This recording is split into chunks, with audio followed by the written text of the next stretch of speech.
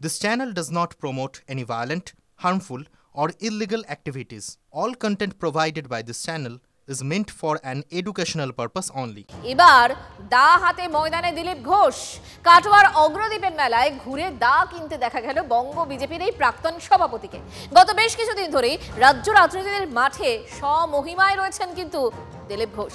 কখনো ছিপ হাতে মাছ ধরায় মন দিচ্ছেন, আবার কখনো গদা লাঠি হাতে ময়দান দাপিয়ে বেড়াচ্ছেন। এবার দা কিনে বলছেন এক দা দিয়েই সব কাজ হয়ে যাবে। প্রশ্ন উঠছে, রাজ্য রাজনীতিতে হঠাৎ কোন অস্ত্রের খোঁজে প্রাক্তন বিজেপি সভাপতি?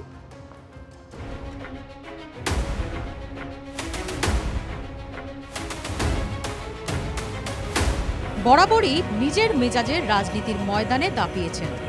২৬শে রাজ্যের ভোটের এক বছর আগে থেকে ফের যেন স্বমহিমায় দৌড়ের ট্র্যাকে নেমে পড়েছেন দিলীপ ঘোষ। এবার তাকে ঘুরতে দেখা গেল কাটোয়ার অগ্রদ্বীপের মেলায়। রীতিমতো দাম দর করে ধারালো দা কিনে ফেললেন রাজ্য বিজেপির প্রাক্তন সভাপতি। হঠাৎ দায়ের দরকার হলো কেন, উত্তরটাও নিজেই দিলেন। একবার বলুন দাদা, একবার সব কাজ হয়ে যাবে একসাথে। বঙ্গ বিজেপির ইতিহাসের সবথেকে সফল সভাপতি দিলীপই। তার নেতৃত্বেই ২০১৯-এর লোকসভা এবং ২১-এর বিধানসভায় এ রাজ্যে বেনজির সাফল্যের মুখ দেখেছে পদ্ম শিবির। কিন্তু সেই পদ্মবন অনেকটাই শুকিয়ে গিয়েছে গত কয়েক বছরে, অন্তত ভোটের ফলাফলে। ভোটের লড়াইয়ে দিলীপের কারিশমাকে তাই স্বীকার করে নেন তার বিরোধীরাও। কে বড় আর কে ছোট তার আচরণে প্রমাণিত হয়। ১৬তে সে নির্বাচন ফেস করে খড়গপুরের মতো জায়গায়, যেখানে আমাদের চাচা বলা হতো জ্ঞান সিং সোহন পাল, তিনি ১০ বারের এমএলএ, তাকে হারিয়ে উনি নির্বাচিত হয়েছেন। এটা কম কৃতিত্বের নয়। সফল সেই দিলীপ ঘোষই কিন্তু নজরের আড়ালে চলে গিয়েছিলেন। লোকসভা ভোটে নিজেদের জেতা জমি হারানো বিজেপির সামনে এবার আরও একটা ভোট। তার আগে রাজ্যের সভাপতিও বেছে নিতে হবে পদ্ম শিবিরকে। ঠিক সেই সময়ই ফের পুরনো মেজাজে ময়দানে নামতে দেখা যাচ্ছে দিলীপ ঘোষকে। এমনকি ফের রাজ্য সভাপতি হওয়া নিয়ে জল্পনাও যেন নিজেই জিয়ে রাখছেন। আমি তো ইনিংসের পর ইনিংস খেলতেই থাকি। একজন খেলোয়াড় সব প্রস্তুতির জন্য প্রস্তুত থাকে, সব পিচ সব মাঠের জন্য প্রস্তুত থাকে। আর আমরা রাজনৈতিক কর্মী, সেজন্য রাজনীতিতে কখন কি পরিস্থিতি হবে কেউ জানে না, পার্টি কি দায়িত্ব হবে কেউ জানে না, তার জন্য খোলা মেনে প্রস্তুত থাকতে হয়। এমন ইঙ্গিতপূর্ণ মন্তব্যের সঙ্গেই ময়দানে ফের স্বমহিমায় দিলীপ ঘোষ। কখনো ছিপ, কখনো লাঠি, কখনো গদা, কখনো আবার মেলা ঘুরে দা কিনছেন। ভোটের দায়ের কোনো ব্যাপার নেই, মানে দা নিয়ে তো ভোটে যেতে যাবে না। পশ্চিমবঙ্গে দা হাতে করে ভোটে যেতে যায় না। রাজনৈতিক বিশেষজ্ঞরা বলছেন, আসলে রাজ্য রাজনীতিতে জুৎসই অস্ত্র খুঁজছেন প্রাক্তন বিজেপির রাজ্য সভাপতি। অনেকে বলছেন দিলীপের সেই অস্ত্রই বিষল্যকরণী হয়ে উঠতে পারে বঙ্গ বিজেপির কাছে। Bureau report, TV9 Bangla. মানে দিলীপ আছেন দিলীপেই। ২৬-এর আগে বিরোধী নেতা যে যার মতো ঝাঁঝ বাড়াচ্ছেন। দা হাতে দিলীপ ঘোষকে দেখলাম। এবার বিরোধী দলনেতা শুভেন্দু অধিকারীর তীর ছোড়া দেখাবো না, হাতে হাতে নয়, মুখে মুখে তীর ছুটছেন তিনি। তৃণমূল কেন্দ্রীয় বরাদ্দ নিয়ে বঞ্চনার অভিযোগ তোলে, আর শুভেন্দুর অভিযোগ যে কেন্দ্রে টাকা ফেলে রেখে সুদ খাচ্ছে রাজ্য সরকার। সেই টাকাতেই নাকি খেলা মেলা এসব হচ্ছে, অভিযোগ করছেন বিরোধী দলনেতা। মাস দেড়েক আগে রাজ্য বাজেট পেশ করার দিন মুখ্যমন্ত্রী মমতা বন্দ্যোপাধ্যায় ঘোষণা করেন, স্মার্টফোনের জন্য ১০,০০০ টাকা করে তাদের ব্যাংকে জমা দিই, যেটা ICDS-কে দেওয়া হবে এবং আশাকে দেওয়া হবে। প্রায় ICDS-এর ১ লক্ষ আছেন এবং আশার বোনেরা আছেন ৭০,০০০। এদের দিতে গিয়ে প্রায় ২০০ কোটি টাকা বাজেট বরাদ্দ হবে। ১ লক্ষ অঙ্গনওয়াড়ি কর্মী ও ৭০,০০০ আশা কর্মীকে মোবাইল দেওয়ার ঘোষণা। পোষণ অ্যাপের মাধ্যমে শিশু ও মহিলাদের তথ্য আপলোড করতে হয় অঙ্গনওয়াড়ি কর্মীদের। আশা অ্যাপের মাধ্যমে নারী ও শিশুর তথ্য আপলোড করতে হয় আশা কর্মীদের। সেই সরকারি কাজের জন্যই স্মার্টফোন দেওয়ার বন্দোবস্ত। এদের দিতে গিয়ে প্রায় ২০০ কোটি টাকা বাজেট বরাদ্দ হবে। বিরোধী দলনেতা শুভেন্দু অধিকারীর অভিযোগ, টাকা রাজ্যের নয়, টাকা কেন্দ্রের, এবং সেই টাকা কেন্দ্রীয় সরকার আগেই দিয়ে দিয়েছে। ভারত সরকারের সংশ্লিষ্ট দপ্তর ministry of women and child development পোষণ অভিযান ডকুমেন্ট দেখুন, টাকা দিয়েছে ভারত সরকার 18ই অক্টোবর 2023। কেন্দ্রের টাকা বিলি না করে টাকা জমিয়ে সুদ খাওয়ার অভিযোগ তুলেছেন শুভেন্দু। এই ধাপ্পাবাজ, ফেরেববাজ, চিটিংবাজ সরকার 2 বছর টাকার সুদ খেয়েছে। এই যে হিউজ পরিমাণ টাকা, 10,000 টাকা করে পার স্মার্টফোনের জন্য, এই টাকার 2 বছর পশ্চিমবঙ্গ সরকার সুদে মুখ্যমন্ত্রী ছবি ছাপিয়েছে, খেলা মেলা ইত্যাদিতে ব্যয় করেছে। ন্যাশনাল রুরাল লাইভলিহুড মিশনে কেন্দ্রীয় গ্রামোন্নয়ন মন্ত্রকের দেওয়া টাকাও রাজ্য সরকার ফেলে রেখেছে বলে অভিযোগ শুভেন্দুর। 701 কোটি টাকা ভারত সরকারের ফেলে রেখেছেন, যেখানে 50, 60, 70 লক্ষের কাছাকাছি সংঘের সদস্যদের টাকা দেওয়ার কথা। 23 জেলা মিলিয়ে 701 কোটি টাকা পড়ে থাকা সপক্ষে রাজ্য সরকারের নথি তুলে ধরেছেন বিরোধী দলনেতা, এবং এখানেও গরিবের হাতে টাকা না পৌঁছে অ্যাকাউন্টে রেখে সুদ খাওয়ার অভিযোগ শুভেন্দুর। সুদের টাকা কোথায় খরচ তা নিয়েও বিস্তর অভিযোগ বিরোধী দলনেতার। এর দুটো কারণ আছে। একটা হচ্ছে সুদটা নিয়ে যাওয়া, যেমন 8 কোটি টাকা নিয়ে লন্ডনে গেছেন WVIDC থেকে। আরো কিছু কাজ আছে, খেলা মেলা, শ্রী শ্রী জগন্নাথ ধাম কালচারাল সেন্টারের উদ্বোধন, এগ্রিমেন্ট হয়েছে প্রতীক জৈনের সঙ্গে 161 কোটি টাকা তার পেমেন্ট, এবং উদ্দেশ্য হচ্ছে ডিসেম্বর জানুয়ারিতে ছাড়া, MCC চালু হওয়ার আগে বা MCC চালু হলে। তবে কি বিধানসভা নির্বাচন না আসা পর্যন্ত টাকা বিলি হবে না? বিরোধী দলনেতার দাবি টাকা দিতে হবে এই মার্চেই, না হলে কেন্দ্রীয় মন্ত্রীর দ্বারস্থ হওয়ার হুঁশিয়ারি। এই সরকারকে আপনাদের মাধ্যমে হুঁশিয়ারি দিচ্ছি যে 31শে মার্চের মধ্যে এই টাকা নামিয়ে দিতে হবে। যদি নামিয়ে না দেন, তাহলে ভারতীয় জনতা পার্টি এবং leader of opposition 1 week of April দিল্লিতে গিয়ে সংশ্লিষ্ট দপ্তরের মন্ত্রী শিবরাজ সিং চৌহানের সঙ্গে দেখা করে টাকাটা সরাসরি মহিলাদের অ্যাকাউন্টে যাতে দিল্লি থেকে আসে তার দাবি আমি করব। হাতে নথি নিয়ে একাধিক অভিযোগ, সঙ্গে দ্রুত টাকা বরাদ্দের দাবি, না হলে দিল্লি যাওয়ার হুঁশিয়ারি। একেবারে কোমর কষে নেমে পড়েছেন বিরোধী দলনেতা। পুরো এই কেন্দ্রীয় প্রকল্পের টাকা তুলে সুদে খাটাচ্ছে, সেই সুদ দিয়ে কোনো রকমভাবে সরকার চালাচ্ছে। এবার হয়তো এরা কাবলিওয়ালাকেও টাকা, বাস্তব কথা, সেগুলোকে বিভিন্ন খাদে রাখছে বা সেখান থেকে একটা সুদ হোক যাই হোক সেখান থেকে একটা ইন্টারেস্ট নিয়ে ওটা অন্যান্য খাতে খরচ করছে। বাংলার মানুষ খুব ভালো করে জানে, বিশেষ করে গরিব মানুষরা, যে কিভাবে তাদের প্রাপ্য টাকা আটকে রেখে বাংলার গরিব মানুষের পেটে লাথি মেরে বিজেপি এখানে হেরে যাওয়ার শোধ তুলেছে। এক খাতের কেন্দ্রীয় বরাদ্দ অন্য খাতে খরচ করার ভুরি ভুরি অভিযোগ আগেই উঠেছে। এবার নতুন অভিযোগে শান বিরোধীদের। প্রদীপ্ত কান্তি ঘোষ, সুমন মহাপাত্রের রিপোর্ট, TV9 বাংলা। কেন্দ্রের টাকা জমিয়ে রেখে সুদ খাচ্ছে রাজ্য, বড় সড় অভিযোগ তুলেছেন কিন্তু বিরোধী দলনেতা। ঠিক সেদিনই অভিষেক বন্দ্যোপাধ্যায় ঘনিষ্ঠ মহলে 26শে তৃণমূলের রণনীতি শুনিয়েছেন। পুরনো সিলেবাসে, অর্থাৎ কেন্দ্রীয় বঞ্চনার অভিযোগে কিন্তু শান দেবে তৃণমূল। আজ দিল্লিতে নেমে পড়তেও দেখা গেল তৃণমূল সাংসদদের সেই একই রকম ঢঙে। প্রশ্ন হলো, পুরনো চাল কি এবারও ভাতে পারবে?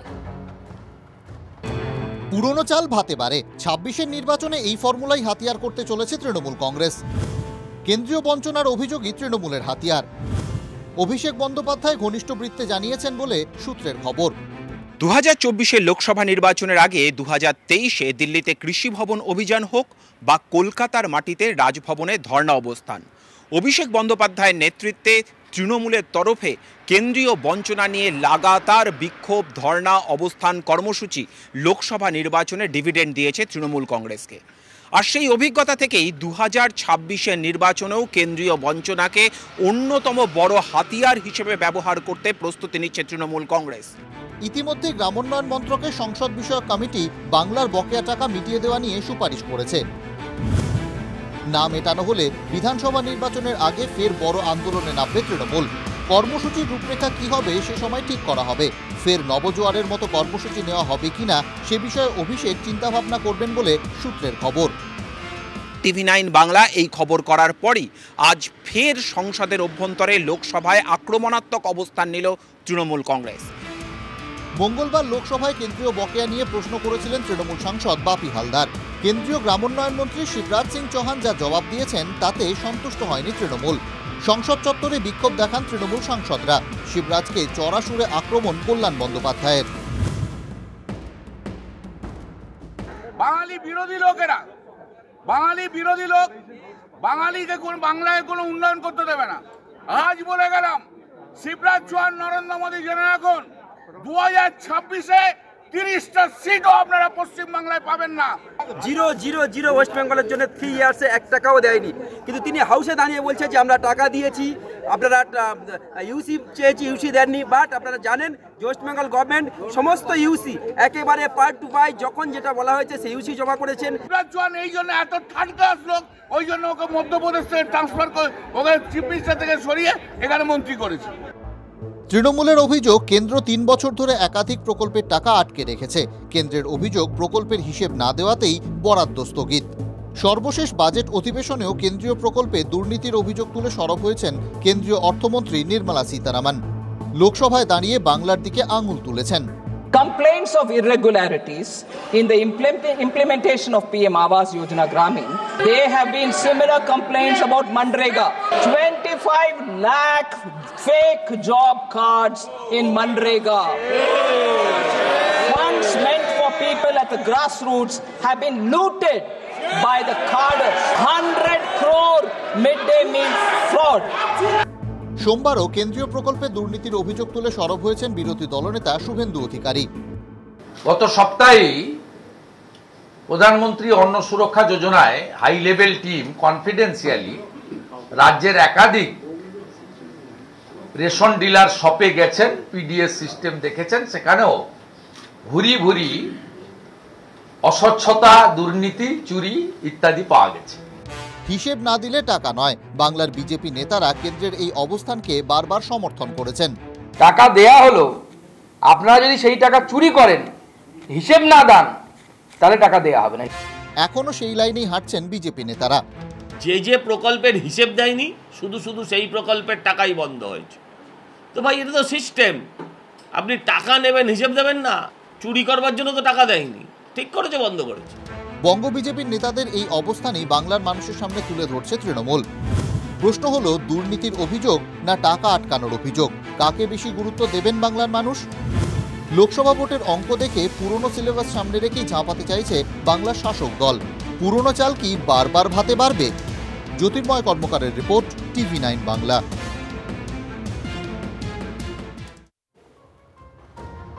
ছদিন পার এখনো চরম দুর্দশায় হাওড়ার বেলগাছিয়ার ক্ষতিগ্রস্ত বাসিন্দারা। ডাম্পিং গ্রাউন্ডের সমস্যার কথা কেন তাকে জানানো হয়নি? উচ্চ পর্যায়ের বৈঠকে কেএমডি এর শীর্ষ ইঞ্জিনিয়ারকে ধমক পুরমন্ত্রীর। সূত্রের খবর, যেভাবে ওই এলাকায় ধস নেমেছে তাতে ভোট ব্যাংকের উপর প্রভাব পড়তে পারে, এমনটাই আশঙ্কা প্রকাশ করেছেন ফিরহাদ হাকিম। কি বলছেন তিনি, শুনুন। আর সবকটা জায়গায় আমরা বায়ো মাইনিং স্টার্ট করে দিয়েছি, যেগুলো সব বায়ো মাইনিংগুলো 100 বছর আগেকার। সেটা আসানসোলেও তাই, শিলিগুড়িতেও তাই, এখানে সব জায়গায় বায়ো মাইনিং হয়ে যাবে, তারপরে ফ্যাক্টরি হবে। নতুনগুলোকে আমরা ফ্যাক্টরির মধ্যে দিয়ে আর 6 মাসের মধ্যে দিয়ে সেগুলোকে প্রসেস করব। যেগুলো ল্যান্ডফিলিং সাইডে চলে যাবে সেগুলো জানবে, আর যেগুলো থাকবে সারের ফ্যাক্টরিতে চলে যাবে, আর যেগুলো সলিড ওয়েস্ট থাকবে সেগুলো আমরা কোনোভাবে পাওয়ার প্লান্ট বা সিমেন্ট প্লান্টে আমরা প্রসেসে পাঠিয়ে দেবো।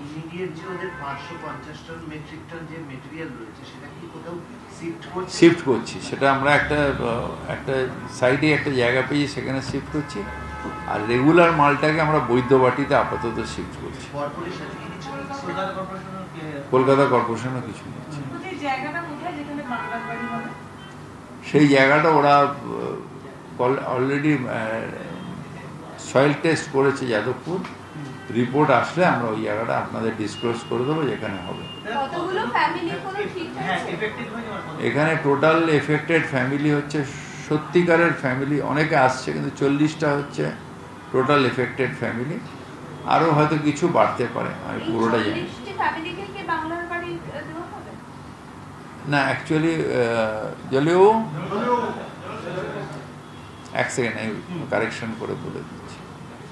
টোটাল এফেক্টেড ফ্যামিলি আমরা বাংলার বাড়ি কটা টাওয়ার করছি, 6টা 11টা টাওয়ারে 16টা করে ফ্ল্যাট থাকবে, 96টা ফ্যামিলি, 96 ফ্যামিলি, সরি 40টা না, 96 ফ্যামিলি আমরা 6টা বাংলার বাড়ি করছি এক একটা টাওয়ারে করে। এটা 1-1.5 বছর সময় লাগবে। তার মধ্যে ওদের ওখানে আমি কন্টেনার করে দিয়েছি, কন্টেনারে ওরা থাকবে। আর কিছু মানুষ আছে যারা কাছাকাছি, তাদের বলেছে আত্মীয়দের বাড়িতে থাকবে।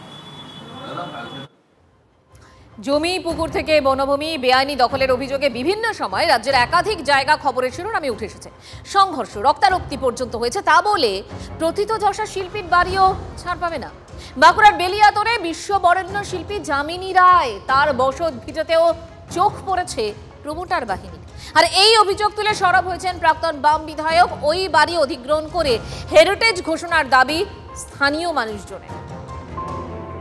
বাঁকুড়ার প্রত্যন্ত গ্রাম থেকে উঠে আসা এক শিল্পী সারা পৃথিবীতে ছড়িয়ে দিয়েছিলেন চিত্রশিল্পের একেবারে দেশজ সরল রৈখিক ঘরানা। বিদেশি চিত্রশিল্পের শিক্ষা নিয়েও বাংলার মাটির শিক্ষাকেই আধার করেছিলেন আমৃত্যু। চিত্রকর যামিনী রায়, যার কাজ বিশ্বজুড়ে সুনন্দিত। বাঁকুড়ার বেলিয়াতোড়ে জন্ম, সেখানেই বেড়ে ওঠা। তাঁর শিল্পসত্তার বিকাশও ঘটেছিল বেলিয়াতোড়ে।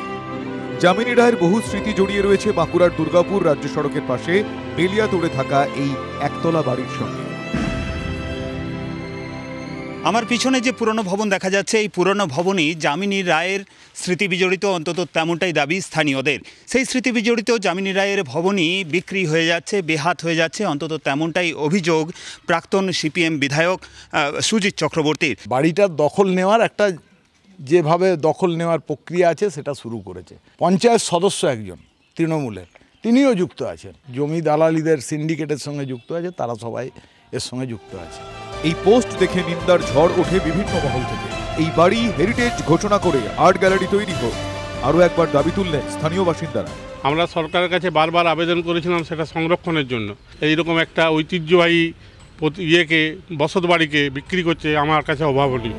এই বাড়িটিকে যামিনী রায়ের স্মৃতিচিহ্ন বলে মানতে নারাজ প্রমোটার। তো যামিনী রায়ের অরিজিনাল বাড়ি কিন্তু ওটা নয়, ছেলের নামে। ছেলেরা তো কেউ নেই, তার নাতিরা আছে, এক ছেলের বউ আছে। তারা চিন্তা ভাবনা করবে, যদি বলে তখন আমরা চিন্তা ভাবনা করবো। বাড়িটি হাত বদলের অভিযোগও অস্বীকার প্রমোটার এবং পঞ্চায়েত সদস্যের। বিক্রি হয় সম্পূর্ণ মিথ্যা কথা, এখনো বিক্রি হয় না। এবং তৃণমূলের মদতে আপনারাই না, তৃণমূলের সাথে আমরা কোনো যুক্তই নয়। আগে বলেছিল পরিষ্কার পরিচ্ছন্ন করো, যদি করি তাহলে তোমাদেরকেই দেবো, এরকম কথাবার্তা হয়েছিল।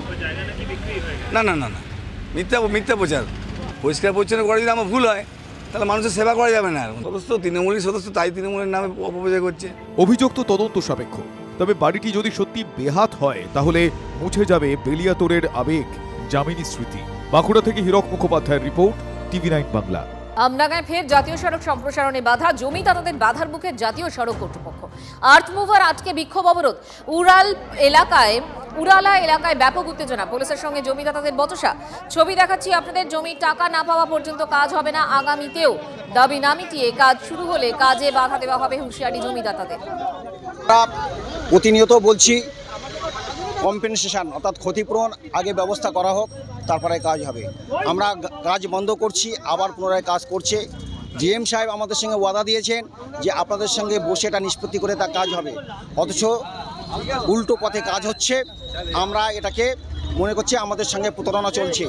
2013 আইনে ক্ষতিপূরণ নিয়ে চূড়ান্ত আলোচনা হবে, নিষ্পত্তি হবে, অ্যাওয়ার্ড সবাই পেয়ে যাবে, তারপরে কাজ হবে। এটা যতক্ষণ না হচ্ছে ততক্ষণ কাজ বন্ধ। কাজ করছে রাস্তার পাশে পিডব্লিউ কাজ, কারণ ডিএম স্যার যেটা বলেছে যে তার প্যাকেজ ছাড়া তার মানে ক্ষতিগ্রস্ত মানুষের যতদিন পর্যন্ত পাওনা না মিটমাট হবে কোনো রকম কাজ হবে না। ডিএম স্যার নিজে বলে কেন আজকে প্রতিবার বেআইনি ভাবে রাস্তার পাশে পিডব্লিউ করে কাজ হচ্ছে। আমরা চাই আমাদের প্রতিটা প্যাকেজে যা যা ডিক্লিয়ার আছে হাইকোর্টে, আমরা প্রতিটা জিনিস বুঝে নিতে চাই। বুঝিয়ে দেওয়ার পরে তারপরে আমরা চাই রাস্তা।